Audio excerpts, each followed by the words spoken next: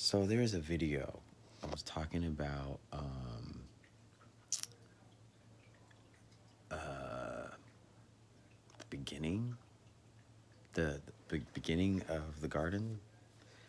So I put that in my description box below so you guys have a reference. But I'm trying to trace back and think, what did I say? Because towards the end of the video, of course, I said something that's very significant and timeline changing. And for some odd reason, there was an alert that went on my phone. It was an emergency alert. It was a test.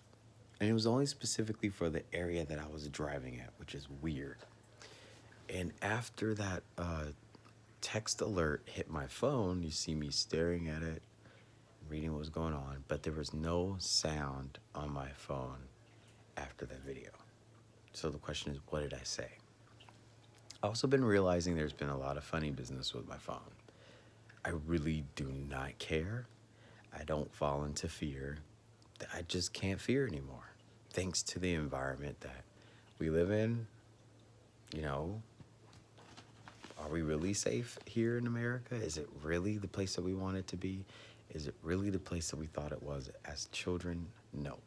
So if anything's an endangerment of my vessel, I keep saying this out loud, that if anything happens to my physical being, I'm only going to go into the astral, and I'm going to be an even bigger threat than I am as a human being. So to the powers that shouldn't be, stop doing it. Don't do it. Leave Bunquisha alone.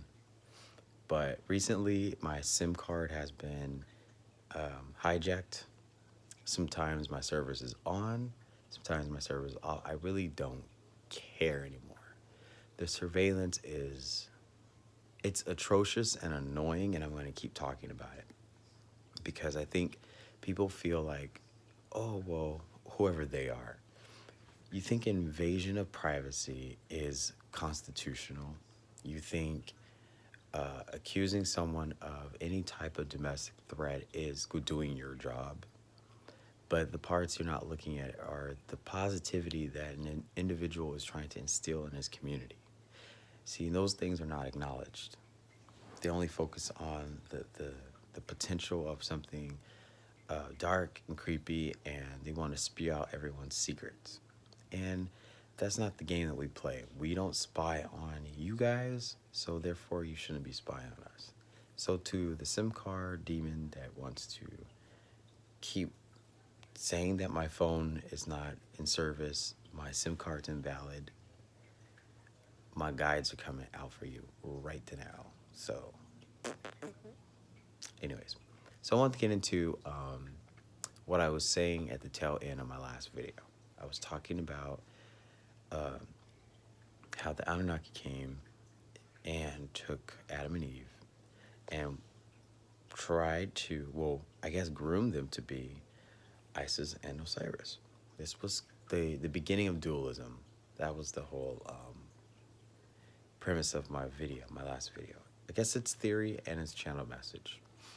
But you had Ra being the serpent, Ra being Yahweh.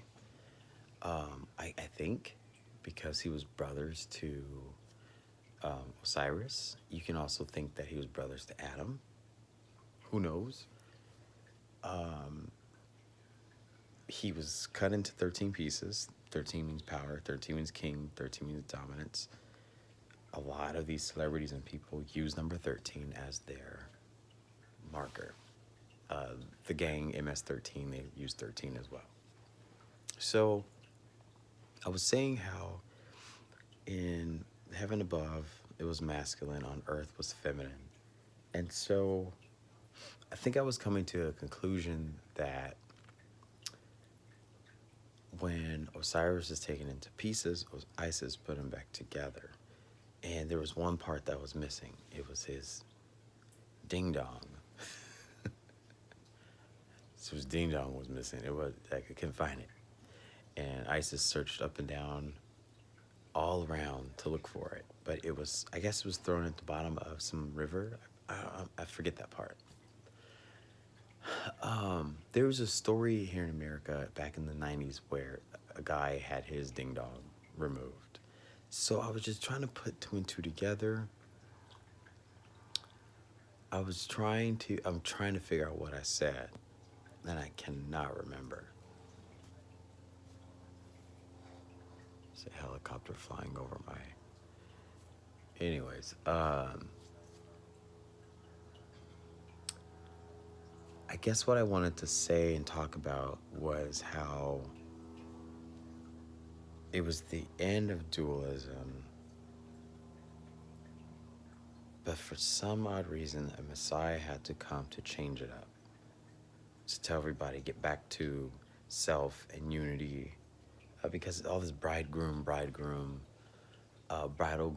chamber in the Bible, they were trying to get everybody to use marriage and twin flames as the catalyst for being chosen.